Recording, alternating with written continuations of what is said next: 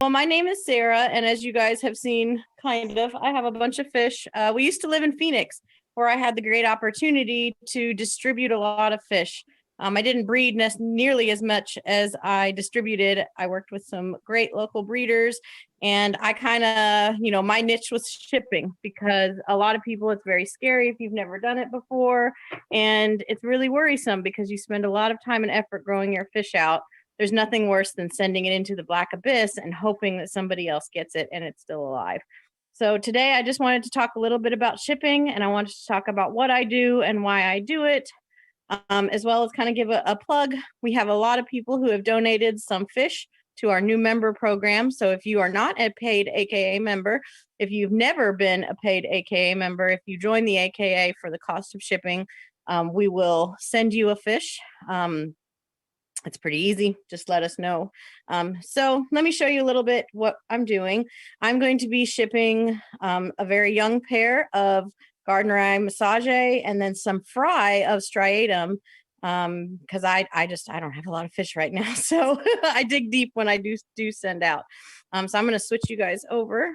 Of course, we all know the necessity of shipping. So you start with a postal box. So I always reuse boxes people send to me, but they're very easy to make. This is a 7x7 box, priority mail box, that you can get for free from the USPS. So you just go onto their website and you can click on the size box that you want, and they will deliver them straight to your door. You can either do, like, I think this is maybe a medium flat rate box, or they have these, this one right here is a 7x7 square box. So the thing with shipping you have to think about is cost, because my fish typically sell for between $15 and $25 a pair. Well, if I'm not careful, it's going to be $20 in shipping, and so we really want to make sure we keep those costs down. So I believe a flat rate shipping box is like $9, or maybe it's $12 now. This is a 7x7, and this is not a flat rate box. So once you have learned how to do it and you're confident that you can keep your costs down, you can move to this box, which I think is a little bit easier to manage. It uses a little bit less foam. So the first thing you're going to do is you're going to cut some styrofoam. You can pick it up at Lowe's, you can pick it up at Home Depot, and you cut it into little, you just measure your box and you just cut it to match. You can use an X-Acto knife, or you can buy a foam cutter off Amazon if you find yourself doing this a lot. And your goal here is to make a small cooler. So this one has the styrofoam here, and then it actually has some of this insulated bubble wrap in here. And then what we'll do is we'll make sure that we package the fish in here so that they stay warm. Anytime after the first frost, wherever I live, I always use heat packs. And if you're sending them anywhere that's going where the temperature gets below what you would be comfortable your fish tank being at, I would use a heat pack. So you can buy these on Amazon. They're 72 hours, and they're for lizards, reptiles, and fish. So these are specifically designed not to get that hot. So it says here, it provides an average warm surface temperature of 100 degrees. If you go out and get a Hot Hands from Walmart and think you're going to be able to save a couple dollars, it's going to boil your fish and then freeze your fish, because they typically don't last very long and they get very hot very fast. This is a cost that you turn to your customer. So whether you're paying for your new fish and you're just paying shipping, or if you're purchasing from me, you're going to pay the $3 that this costs, because this is going to protect your fish. And don't cheap out. Like, the person receiving the fish would more than likely rather spend $3 than have dead fish, and then we have to do this whole process over again. So I cannot tell you how much I always use heat packs. Again, it's only $3, and when you're spending $50 plus you're spending shipping, like $3 is a really small amount of insurance. So, and I'm not going to open this on camera, but really all you do to use it is open it up, and then what I do is I stick it on the bottom, and then I put a little bit of cotton on top of it, and then I pack my fish on top. Or sometimes what I'll do is I'll tape it to the top of the box if I'm using a bigger box, so that it's always off the bags. You don't want this straight on the bags, because it does get to 100 degrees. So we want to have some separation there. So that's just the box. All right, so the next thing we want to do is we want to get our fish ready for shipping. So shipping actually starts 24 hours before you ship the fish. So these fish have been starved, so they're hungry. We want to reduce the amount of waste that's in the bag. So, there's a couple ways that fish die in transit. They die because they get too hot or too cold, which is why we put the styrofoam in, and they die because the water becomes toxic. And the water becomes toxic when there's too much poop in the water, or sometimes if you put food. I've seen people put food, I've seen people put plants in the water, and when those decay and die down, the water becomes toxic. If you have 6 fish in one bag and 1 fish die, guess what? Your water is going to get toxic and those other 5 fish are going to die. So everything I do to kind of try to minimize that risk when I'm shipping. So I personally use breather bags. So this is a long life breather bag. There's a link on the AKA site, and if not, just message me, I'll send it to you. And what this does is it allows you to have oxygen transfer without leaving air in the bag. So the bag is literally breathing. And the reason I use these is that I can fit in this bag right here, I can fit 3 fish, and I can fit them in single pockets, and it use a very little bit of water. However, when we look at those bags you get from the fish stores, you're going to have a little bit more water and oxygen. And now all of a sudden you're shipping a huge box. Killies are great. They can live in a little bit of water in our tanks, and they can live in even less in the box. When I was receiving fish for sake one year, I think Sandy Binder sent me some fish, and I mean, literally it must have had like less than an inch of water. I was very shocked, but those fish just jumped out of the water. They were perfectly fine and healthy and great fish. So, less is more. However, the only thing worse than saving a couple dollars on your shipping is it worth having to reship the fish if you put too little and they do die. So as you're learning this, put more water rather than less. And then as you get comfortable with it, you'll find what your comfort level is when you're shipping. Again, shipping is not that expensive. So what I do is I use a yogurt cup in order to measure my water. I found that about half, filling this type of cup about halfway up, is what I consider enough water for 1 fish. When I started, I filled it all the way up. So it just kind of gives you an idea. So I start with my clean water. I'm very careful to make sure that my clean water matches the best I can to the water that the fish came from. Because if you have ever dealt with killifish, there's nothing worse than taking a soft water fish and throwing it in a pH 8 hard water tank and then watching your new beloved fish just belly up, or vice versa, taking a Playferi and throwing it into RO water. They're not going to thrive. And so I make sure that this water is as close as I can get. Now, during shipping, I think TDS naturally rises a little bit. So, a 0 RO might be 20 by the time it gets there.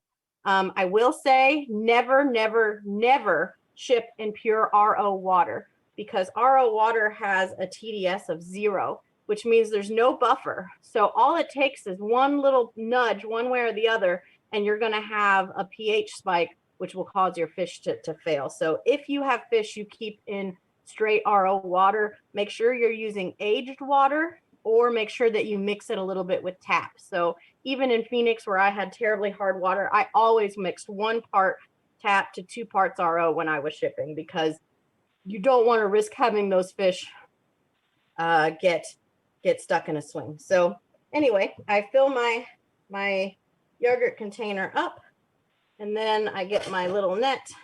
I would normally use a bigger net, but these are pretty small fish. And I net out my fish. All right, that's a lie. I use my hand. That's what I call it. You just put the fish in there. You make sure it looks okay. I also have this is a little trick that I learned. This is orange padding that you buy from the aquarium store. It's for ammonia lock. And this is just one more way to try to protect your fish in case, for example, they take a big old turd in that bag and we have an ammonia problem. So you don't need a lot. This will probably be more than enough for all that we're shipping today. And we just cut a little bit off, and then you put it in the bag. So before I do that, I'm going to show you what we do with it after we get to the bag. So part of the benefit of breather bags is that we can use a heat sealer in order to seal these bags closed, which means that this tiny bit of water is going to really make up, you're going to see that we don't use a lot of space. So, oops, sorry. This is my heat sealer. I got it on Amazon. It's like 28 bucks. It's, I think it's for like food. But it is absolutely phenomenal. Plug it in here. You're going to want to play around with this before you put your fish straight in a brand new sealer, because this has a whole bunch of different settings. And so this is, I've used this a million times. So I know that at 0, it doesn't give me a good seal. But I also know if I turn it all the way up to 8, I'm going to cut the bag in half and I'm still not going to get a good seal. So I always go right about halfway. And this is a really easy process. So you dump your fish in. And then you just kind of like straighten it up to make sure. As you can tell, I've already labeled these bags because it's kind of, I don't know, it's a little easier to write on them before the fish is in them. So what you do is you hold the bag up and you get all the air out, because as a breather bag, this breather bag doesn't need any air. In fact, you can see I let a little bit of water come down, and then all I do is hold it down. There's a light that comes on, wait till it turns off. Oh, see, it's way too hot. Hit the nail on the head. But not.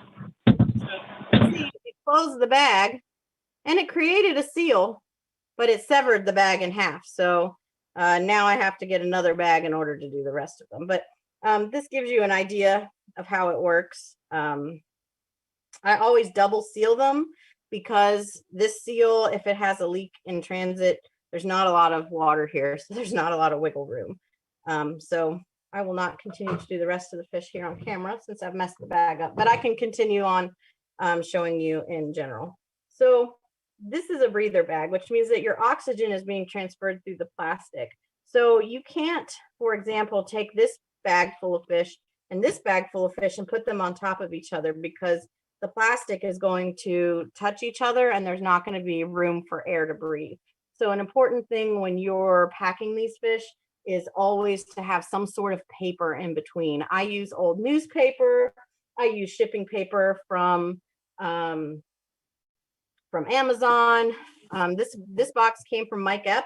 He uses cardboard and he has some cotton in here. So pretty much anything that you have that's going to provide some distance in between the breather bags, because if you allow that your bags not to be able to breathe, your fish will suffocate. In fact, it only takes about 10 minutes for your fish to suffocate in a breather bag. So one of the other things I always tell people when I ship them their fish is I say, hey guys, don't put your breather bag in the bag. You know, we all know, go to the fish store, take your fish, throw them in the bag, get a Coke, come back, let the fish out. Well, you, sir, have a dead fish. So what I always do is I always tell people that you cannot acclimate in these breather bags. And I call it the Rachel O'Leary method because I saw it on a YouTube channel. And you just take your bag, and now we don't want this water because it's been in the mail for 3 or 4 days and it probably's got a bunch of poop in it. So what you're going to do is you're going to cut it open and you're just going to net over your throw bucket and take that fish straight from there and throw it in your tank. Before you panic, that's why I be careful of what the water in the bag is, because when I receive killifish and I don't know what I'm doing, or I don't know anything about how these fish were kept, I use a TDS meter and I say, okay, what kind of water is this? Or I check with it before I come. And so that way I have a tank prepared that best meets the requirements of this fish. So by all means, I'm not telling you to just net random fish into tanks, but that's the best way to get them out of the bag. It requires a little bit more preparation on your part. But I find I've lost very little fish in acclimation. This does not hold true for inverts and snails and things like that, because they definitely, you know, I have lost shrimp throwing shrimp in a random tank, but I don't think I've ever lost a killifish throwing it into water that might not be exactly what they're used to. I think that's kind of everything for shipping. Some other things that hold on, let me flip my camera back here. Some other things that I like to talk about when I talk about shipping is why we do it. especially right now with coronavirus, where we don't have swaps, we don't have our meetings. I'm sure a lot of you are like me, and I'm sitting here going, okay, what am I going to do with all these fish soon? They're going to be adults, and I don't have any way to distribute them locally. So shipping really provides a great outlet. And one of the things I like to tell people is when I started, I bred a batch of like 25 pairs of blue Galaris. And I thought it was very interesting that locally I could sell them for about $10, maybe 12, $15 a pair locally. But when I was online, I sold them on Aquabid, or I sold them, maybe through the AKA for about 15, $20. Sold them on eBay for 50. So if you really want to be able to pay for your hobby and kind of, I like to tell everybody all this fish room is paid for. I bred my fish, I put them in the market where they commanded the highest amount of money. And I was able to really build something really fantastic. And it's not saying, I'll give away a fish as soon as I can, but, learning to ship just really gives you that extra tool to take that hobby to the next level. Or if you're like me, I want to have all the nicest stuff. I want to have a Gemco pump, and I want to have automatic water changes. And I can justify that really easy when I say, well, the fish paid for it. Or when we get back to convention season, nothing's better than free hotel room paid by Killifish. But I guess for me, that's just part of the hobby. I know it's not for everybody. Do we have any questions about shipping? Or I think I went through that pretty quickly. If I missed anything. I'll add a little bit to it. When I'm acclimating fish from breather bags, I just pour them into a little container, and then I float that container. And if I need to mix water in the container, I'll even have a floating container with a little lid on it, floating around on the tank if I have to, as opposed to just the pour through the net. Floating container with a little lid on it, floating around on the tank if I have to, as opposed to just the pour through the net. I have a similar impulse sealer. I use about a 2 1/4 setting. Although if you turn it up to 6, it'll seal right through the Amazon bubble wrap Typar envelopes. And I make smaller envelopes by repurposing old Amazon stuff with it. But I found because those breather bags are such an incredibly thin plastic, if I had it up just a little bit too high, like I was sealing at maybe 2.5, and those bags were prone to leak because that melt through. Exactly. That bag, you can't necessarily trust it, but. Nope, I'm gonna have to repackage him when we get off the call. Absolutely. But so I've actually turned it down really quite low. I mean, I think on those breather bags, I'm using like 1 3/4, right around 2, So those are just the 2 thoughts I had to add, but excellent talk. Thank you.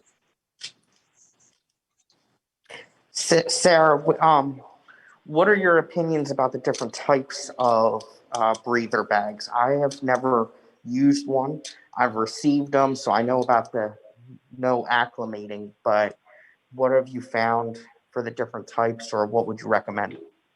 I know some people will tell you that Long Life is not as good as Cordon. So there's 2 main brands of breather bags. You have your Cordon bags, where they're big and blue, and they're a little bit thicker and more malleable plastic.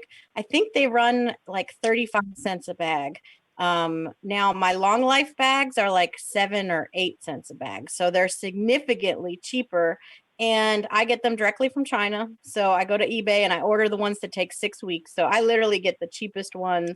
And I've really found that as long as you check the bag and you seal the bag correctly, that I've never had any problems. So I use the cheap ones because I haven't found there to be a big difference between them. Okay. And then you said they can't be touching plastic to plastic. You have to have paper. So what size box did you have there? I typically, when I was doing this a lot, I was using the 7x7 box. This is a USPS Priority Mail 7x7 box. You can't find them in the post office. You have to order them online. They're always sold out. So just go online and you can just put an order in, and the postman brings them with your mail. About how many in that box are you fitting? How many bags? I can fit normally two to 3 pairs. So that box will hold the fry and both pairs. Because again, like this is one fish. And so that bag would have held 3 fish, which is all of the Gardner I am sending. And then, Right. I'll put all the fry in a bag, maybe this size, and then we're done. Right. So You don't- breather you don't- bags really conserve space. Well, you don't have to use the heat sealer. I mean, you can just tie off the bag. I mean, that's how I used to do it. And for paper, I found toilet rolls work great. Make a little tube with the fish and drop the tube in to the box. The heat sealer used to drive me crazy for the reasons that we've been talking about. It's too hot, it cuts the bag, or it doesn't seal it completely, so it leaks. But just tying it off with a rubber band, poof, or a knot, either one. And with those priority mail things, you pay for up to a certain weight, right? Is it like a pound? So No, now there are 2 types of priority mail boxes. You can Okay. get regular boxes, which you pay by weight. It normally would cost me about $10 to ship out 2 pairs of fish. Mhm. So that tells you how little water I was using. A medium rate flat rate box, I think, is like $12. And the flat rate ones, you can put as much in as you want, and nobody that's charges right. you the same amount. Yeah. But the flat rate boxes are bigger than the 7x7s, and so when you go to Lowe's, you can get an insulation sheet. They're $14. They're over by the lumber, and that sheet makes about 5 7x7 boxes. It makes like 3 of the flat rate boxes, so it's just a Mhm. lot more space in the flat rate box. And I want to get everything as efficient as possible to keep shipping costs Mhm. affordable. Mhm. Make sure you fast your fish. That's one of the most important things I can tell people, because fish should be, they can survive for 2 weeks without food. So make sure that your fish is fat and happy on Thursday, fast them on Friday, ship them out Saturday morning. You also have to think about your postal service, where you're going, and how long is it going to take to get there. So these fish are going to Pennsylvania. So while it may not be freezing here in Tennessee, it's probably going to be freezing in Pennsylvania. So I'm going to use a heat pack. The same goes for the summer. You can put ice packs in. You can get gel-based ice packs off eBay, or just look up a DIY recipe. They're super easy. They also last about 3 days, because I would say on average it takes 3 or 4 days for your fish to get wherever they're going. With coronavirus, we want to add maybe 2 or 3 extra days, but we know our fish are not going to die in 5 days if they're healthy when they went in the box. And we try to prepare for what the weather will have. So USPS, they keep their warehouses climate controlled. So when you ship out from Phoenix, for example, it's 120 degrees. So for me, it was very important to make sure my fish were climate controlled 100% of the time. FedEx and UPS do not have climate controlled trucks. They do not have climate controlled warehouses. And so while they may get there a little faster and they may be a little bit more friendly than the post office still is superior. Because you have to remember, the post office ships a lot of baby chickens. So they have to have something that keeps baby chicks alive. Whereas FedEx and UPS, I don't think they charge you an arm and a leg for that service. So I've always shipped with the post office. But I guess I could see it either way. Have you ever run into a situation where you used a hot pack and it ended up being too warm? Yes. So I like to be cheap. So when I first started doing this, I bought the cheap hot hands from China, and I don't know, they were like 15 cents a piece, and they fried every fish I put them in. So if you're also like me, when I first started, I was terrified. I mean, these fish, if this is a learning process. It's taken 3 or 4 years just to get to where I can feel confident to ship them. And now I'm going to send my babies off, and I don't know what's going to happen. I don't know if I've done a good job packing them. Do a soft shipping. Take all your fish, put them together, put them in the box, and then stick that box under the table for 3 days. Open the box back up again. If your fish are alive, you can probably have some confidence that you're going to ship them and they're going to be safe when they get there. Maybe don't use a heat pack. That would be a waste of your $3, but it'll definitely test whether you know how to seal your bags and whether your fish are going to survive in those bags in the dark for 3 days.